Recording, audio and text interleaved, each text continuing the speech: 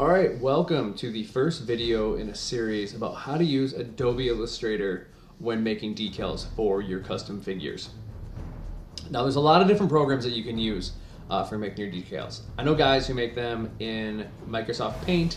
I've even heard of guys who use Excel to make their decals. So while there's not necessarily a right or a wrong way to make your decals, there are certainly easier ways to make your decals. And if you have access to Adobe Illustrator, and I've got the whole Adobe suite, so I do have access to Adobe Photoshop, and I know a lot of guys who make their decals in there, and that's fine.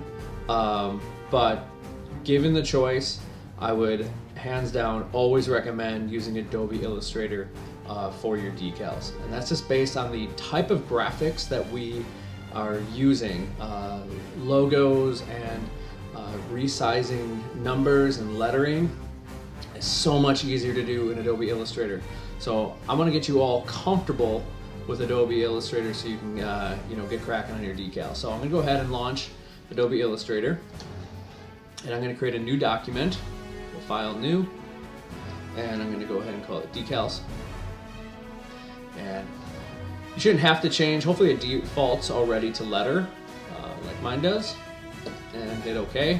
And I'll get a nice big blank white canvas to start working on. So the purpose of this first video is to get you comfortable with Adobe Illustrator, going over some of the tools that you're going to be using on a more regular basis, how to navigate through the application, what palettes you want to use, etc. Okay, so let's first start by setting up our workspace. Okay, now if I go up to Window, I see all these different what they call in the Adobe suite. They refer to these as palettes. Okay, and there's going to be some that you're going to use on a very regular basis. A lot of these you're never going to touch. Okay, so some of the ones that I like to have at the ready are color. And now we got a little color palette here. It allows me to change my fill color and my stroke color. Sometimes, gradient. Don't always use that one. Layers could come in handy, though you don't work in layers to the same extent you do in Photoshop. Pathfinder's a good one. Stroke, yes. Swatches, very handy. Some of these transform palettes are good too. All right. But what's really nice is once you decide which palettes you like working with on a regular basis and get them set up the way you want, you can save your workspace. So if I go up to Workspace and then hit Save Workspace, it's going to remember what palettes you have selected and open and where they are, so that they're always there. And you can set up as many workspaces as you want depending on what type of projects you're working on. Now I already have a workspace set up. It's called 4-star workspace. I'm going to click on that, and as you can see, it brought up all the palettes that I use on a regular basis. Okay, so stroke, which is what you refer to as an outline in Illustrator. The Pathfinder and Align palette. Okay, this Align helps you align objects, either if you want them all aligned on the left or all up on the top, or if you want even spacing in between multiple objects. That's what this helps you do. Pathfinder is a little bit trickier. This lets you sort of subtract shapes from other shapes. We'll probably cover that in a later video. Layers. You don't use layers very much in Illustrator. Occasionally you will download a file and it's already set up and built in layers, and so you may have to have this palette at the go so you can kind of see how that file was built. Your color palette, so you've got this solid box is your fill color, and this outline box, that is your stroke color. Okay, and you can change it by using these sliders or clicking down in this color spectrum down at the bottom. Okay, then you've got your swatch palette. Now the swatch palette, we've already got some default swatches that are in here. You can also click on this little option button here, which is, this option button can be found in the right hand corner of all the different palettes. But you can go in here and you can open swatch library, and you can kind of see the other swatches that are defaulted to your version of Illustrator. Sometimes I find myself using gradients and metals. Where is it? There it is, metals. Give me a nice silver metallic finish to a logo. That's where you can find that. You can also save colors into your swatch palette. Sometimes, like, what I end up doing is I will click on I'll keep black and white, I'll click on the first color after that, and then shift click to the bottom, and then hit this trash can down here and clear out all those swatches, and then I can go ahead and add in my own swatches as I'm working. Then we have a character palette for selecting which font you're going to be using. Now, the last time I upgraded operating systems, something happened with my Illustrator. Now I'm running Adobe Illustrator CS5. By far not the most recent version of Illustrator. But unfortunately what happened is, as you can see, like, you can't see any of my fonts until I kind of hover over them. Then I can see what that font will look like. It's been very annoying, and hopefully yours isn't doing that. But then you can change your font size. You can sort of scale your fonts wider, or taller, shorter, all your basic type tools. Within here, you also have a paragraph tool for changing your justification, left justification, center, right, etc. You're not going to be dealing a whole lot with that, though, when you're doing decals.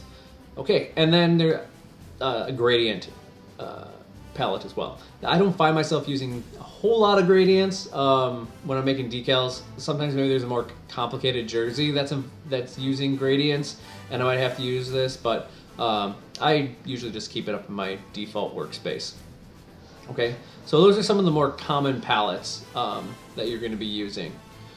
Let's focus next on our toolbar over here. You're going to be using this a lot, but there's a lot of tools at your disposal, but you're going to find that you're probably only using about 4 or 5 of them. Now, we've got these 2 arrows up here at the top. These are our select tools. We have selection tool and we have the direct select tool. Okay, so what's the difference? Well, I'm going to just drop down here over to the rectangle tool. And I'm going to draw a rectangle. And as you can see, because my default color here was red fill with a black stroke, that's what we got over here. Now, if I grab my selection tool, the black arrow, okay, I just clicked off on the pasteboard. But now if I click onto the shape, it selects the whole shape, and it allows me to move the whole shape. I can also grab one of these endpoints, and if I grab a corner, it's going to want me to expand out from that corner. If I grab one of these sort of more centralized points, I can drag my box out like so. All right. Now, what the direct selection tool allows you to do is grab a individual point within a object and manipulate that point. So I can drag points like so.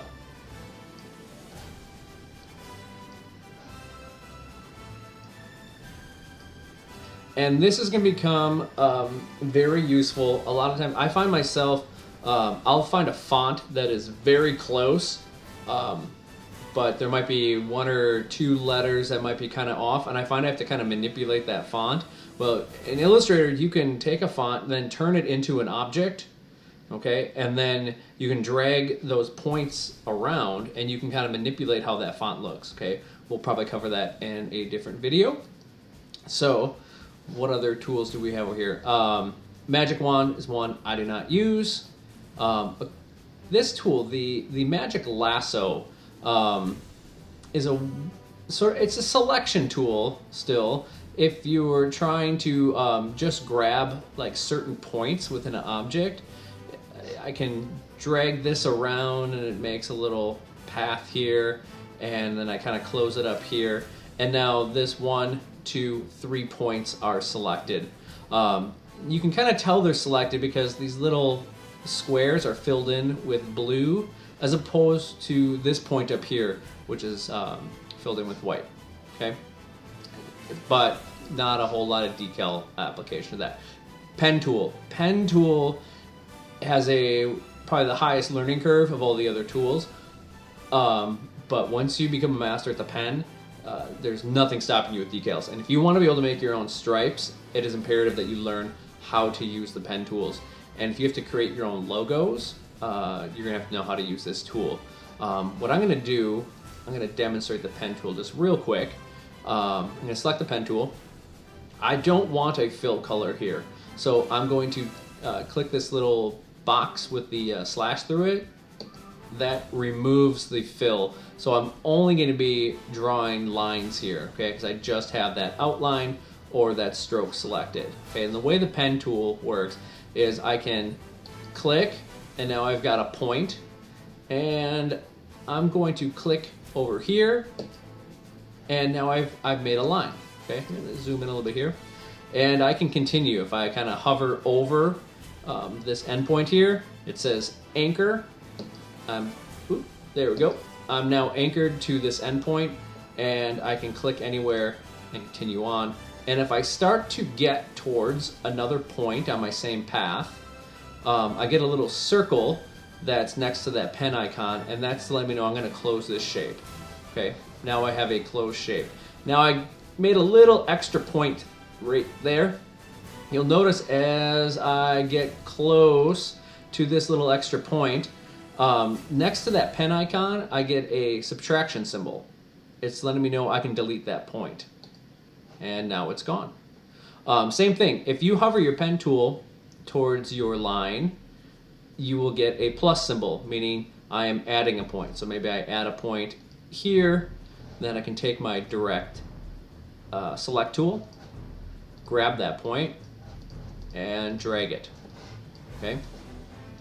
But the pen tool, if you click and drag, you get these little handles that appear. And I'm going to click over here and drag, and see I've got myself a nice little curve that looks. Now you see this kind of curve often in McFarlane legs. So, and I'm going to go ahead and go over to my stroke palette. Oh yeah, right up here. And I'm going to increase that stroke weight. There, that stripe would work good on, maybe a pair of Steeler legs. Okay, so that's the pen tool. I might have to do an entire episode just on the pen tool, but I just want to kind of show you the basics there. We have a type tool. So type tool, I can click, drag a box, and I can type in the box.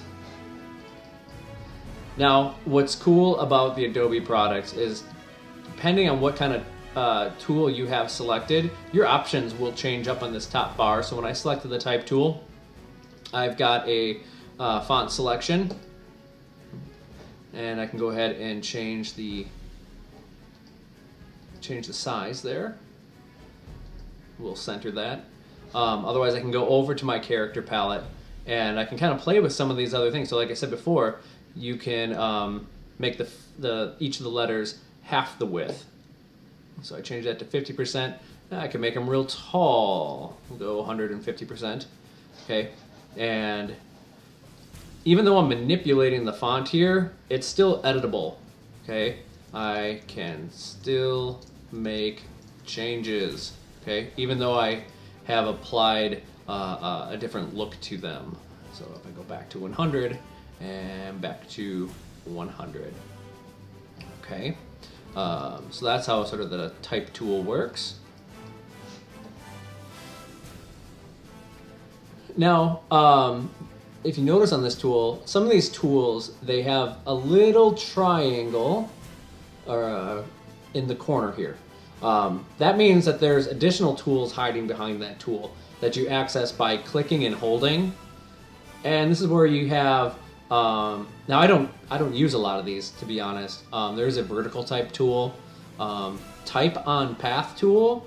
This is something that can, maybe in logos, when you're recreating logos, it's sometimes necessary to do a sort of a type on path. So we make maybe a curvy path and then type along that. Okay, oh, what did I switch to? Oh, I went back to type on path. Okay, so I'm gonna go back to type tool. Let's see. Then we have a line tool. It's sort of like pen light. I can click and drag and click. Excuse me. Whoops. Delete there. That didn't work. Oh, I didn't have a stroke color selected. So if I click and drag, I've got lines. I don't use the line tool a lot, to be honest. I usually just switch to the pen tool or use the pen tool. But there is a line tool. Then we have our shape tool. Okay, the default is squares and rectangles. Okay, so we got squares and rectangles. If I click and hold, you can see we've got rounded rectangle. Okay, cool. We have the ellipse tool. Okay, we make circles and ovals. Now, if you want to make sure that your square is a square and your circle is a true circle, you want to hold down the shift key, and that will maintain your proportions here. So now I know I'm gonna get a actual circle. There's a polygon tool. Okay, so looks like this defaults to hexagon. I think if you hit up and down on the keyboard, you can change the number of sides to your polygon just by hitting up and down using your arrow keys. Okay. There's also a star tool. Now, here you have sort of a basic star shape. If you, let's see, there we go. If you hold down your Alt key or your Option key, you can change the sides of your star there. Okay, pull those points in, and if you hold down Shift as well, you can straighten up that star. Okay, and now you've got yourself a nice star for the top of your Christmas tree. And then you have this flare tool. Honestly, I have no idea what it does. Let's see what happens. Oh, wow. Okay. That's amazing. Okay, I don't know when you're gonna use that. It looks like a giant eye. Okay, but it's there if you ever want to use that. Okay, so there's your shape tool. I'm gonna put it back on rectangle because if I use that flare tool again, I'm not ready for it. Okay, there's also a paintbrush tool and a pencil tool. Honestly, don't use them. Blob brush, I don't use that. Or the scissors tool. I don't use this rotation tool. I occasionally use the shear tool. Okay, let me demo that once. I'm going to draw a text box. Shear tool.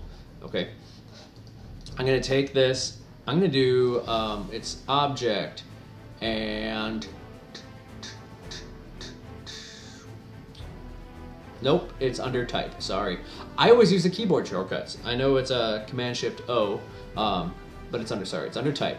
Create outlines. This turns my font into object. Okay, so this allows me to scale it using my arrow tools, but this is no longer text.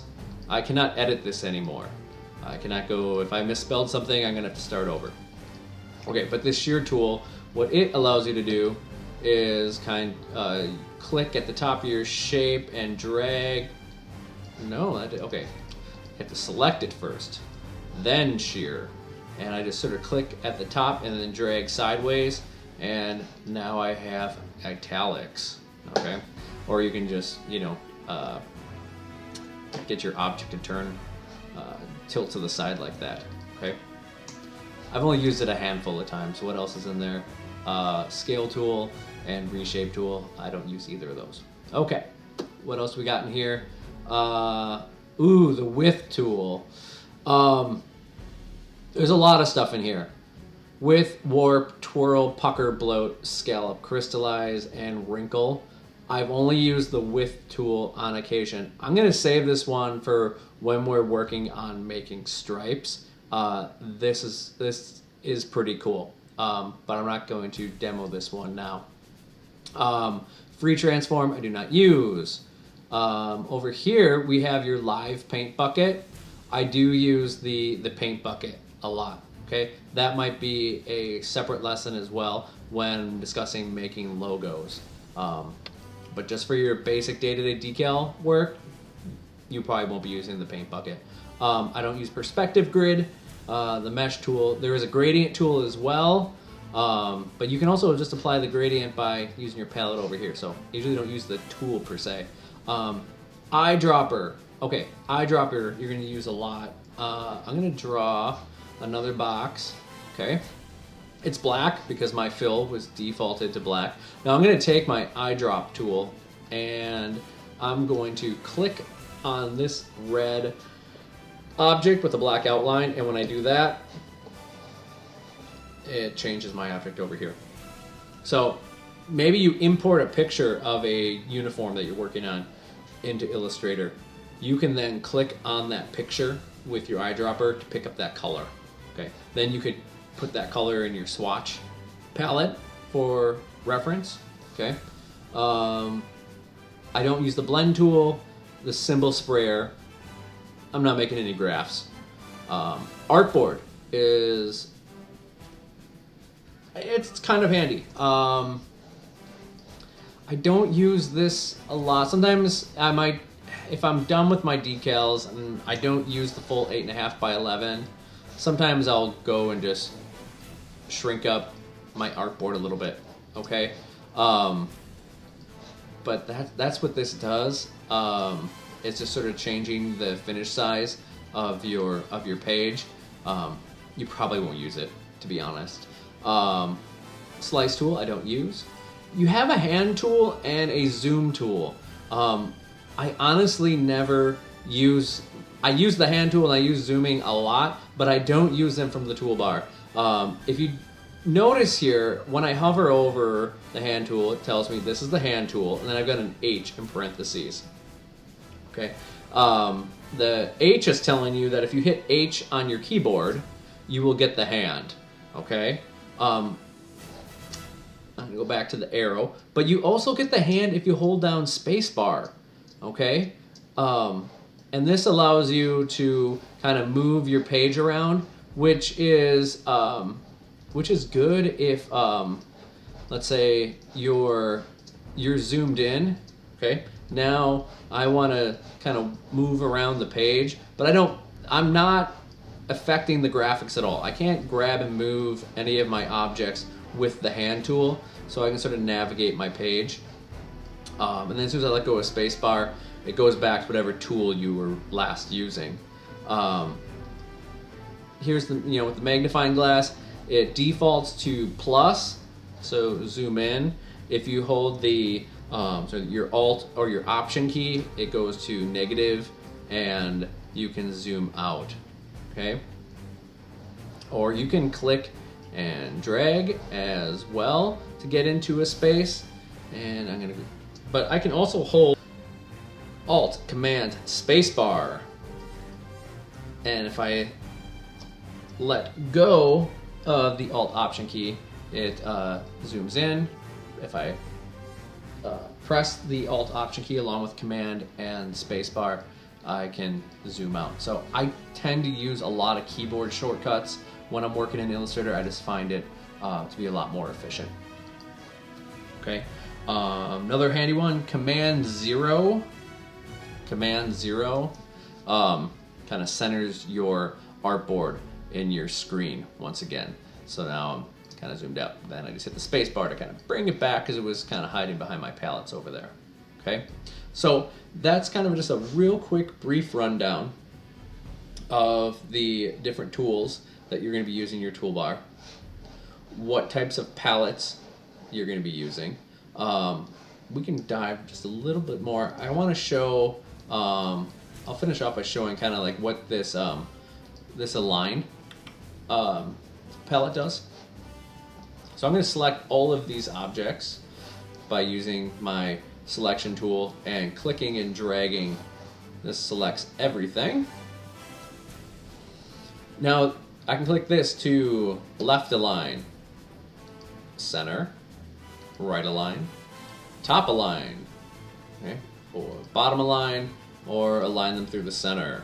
Okay, we'll pull them out again here, select them all again. Here, let's see, I'm going to distribute them horizontally, there, and then I'll distribute them vertically. Okay, so that's what the align tool does. But like I said, now once I have all of these objects selected, Illustrator knows that I have multiple objects selected, so it throws some things here that I can do with all these objects, like my aligning. Kind of nice that they just throw that up there. So I'll vertical align so up the top, and then click and delete. Okay. Okay, so let's take some of the basics that we learned and see if we can apply them to just making some real simple decals. Let's make some numbers, and let's make a nameplate. Okay, one of my favorite Packers right now, Davante Adams. So let's make a name and number for Davante Adams. So I'm going to take my text tool, and I'm going to draw a text box, and I'm going to type Adams. Okay, and it's all lowercase. That's okay, because I'm going to go over to my character palette, and I'm having trouble here. Okay, I'm going to type it right in there. NFL Varsity Block A. That's very similar to the Packers font. Okay, then I'm going to go ahead and I'll make it a little bit bigger. Okay, it looks good. It's spelled right. So from here, I want to create this into an object. So I'm going to go back up into the type menu up here and create outlines.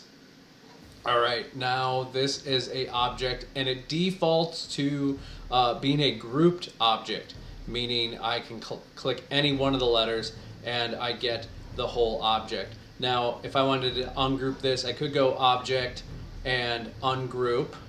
Okay, now I can select individual letters. Command Z is undo. Okay, edit, undo. Okay, but yeah, Command Z, you're gonna be using that an awful lot. Okay, so I'm gonna reselect all of these. I'm gonna go up to Object and Group. Though I'm a shortcut guy, I'd be hitting Command G. All right, so we're gonna do a home uniform. So I need a background color. So I'm going to go to my Shape tool, set to rectangle. I'm gonna draw a rectangle right around Adams here. Okay, big black box, not the Packers color. So let's go up to our color palette and let's click on the green in the spectrum, and that is not quite the right color here, but I can play with these sliders a little bit. Okay, that little black, really darken that. Okay, now that's a good Packers green. Now, I have team swatch files too that normally I reference, so I'm getting the exact right color, but we can kind of create something on the fly here too. So, but right now, I've got my background color here. I've got Adams hanging out over there. So I'm going to take this, I'm going to go up to Object and let's see, Arrange and Send to Back. And that sends my gray, or excuse me, my green box all the way to the back. But I would, anytime you're, going in and referencing these actions, look at the keyboard shortcut for it and really try to learn and get used to using keyboard shortcuts. It's going to make making decals so much faster. Okay, so now I'm going to select Adams here. I'm going to go back to my color palette. And over here, we have white and black. I'm just going to click on the white, and now Adams is in white. And I can go ahead and zoom out, and look at that. We've got our nameplate. I could choose to group that or not, or just leave them as two objects. I'm going to send that up there. Gonna make another text box. Adams is number 1717. Now it's already remembered my last font, so it's still set to the varsity block. That's very close to the Packers. I have a Packer font set as well. I would normally be using my Packer font set to make sure I'm using the exact right team font, but for just demo purposes, this will work. I want to make this an object. Type and create outlines. Command Shift O. Okay. I will make this big or bigger. I'm going to go back to my shape tool, make my rectangle, or excuse me, my square to go be around it.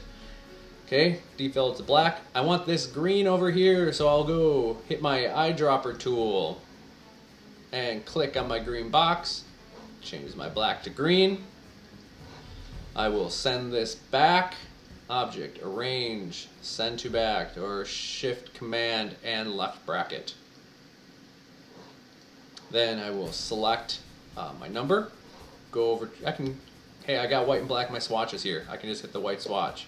Boom. Okay, so maybe I'll put this here. All right, that looks about right. Send that over there. Usually sometimes the back or the numbers on the back are a little bit taller, so maybe I might drag this down. Okay. Now I can select these two, okay, my background and my number, okay, and I can use a copy and paste, okay, Command C, what did I hit? Or I hit Command X, sorry. That's where I want to use my undo. Okay, so I can grab these two and hit a Command C to copy, a Command V to paste. Okay, maybe I gotta tighten this up a little bit for a chest number. Very good. Maybe I'm gonna grab this. I'll do another copy and paste, Command C, Command V, and really tighten those up a little bit. And I'm going to hold down Shift as I drag up, so everything stays in proportion. And there we go. We got one shoulder number. I can show you a little trick here. If I've got this all selected, and I hold down your Alt or Option key, depends on whether you're on a Mac or on a PC. I'm on a Mac. As soon as I hold down the Alt Option key, I get like a little double arrow thing there. Now if I click and drag, whoops, let me select that again, and if I click and I drag, I can copy that. There we go. Now we got two. So I've got a nameplate, I've got a back number, chest number, and I've got two shoulder numbers. Okay. In a later video, I'll go over sizing your decals as well as how to do stripes. But right there, just using some of your basic tools and a couple of palettes, we're able to quickly knock out a couple of numbers and a nameplate. So hopefully you found this helpful. There's going to be a lot more videos to come. So thanks. I hope you enjoyed it.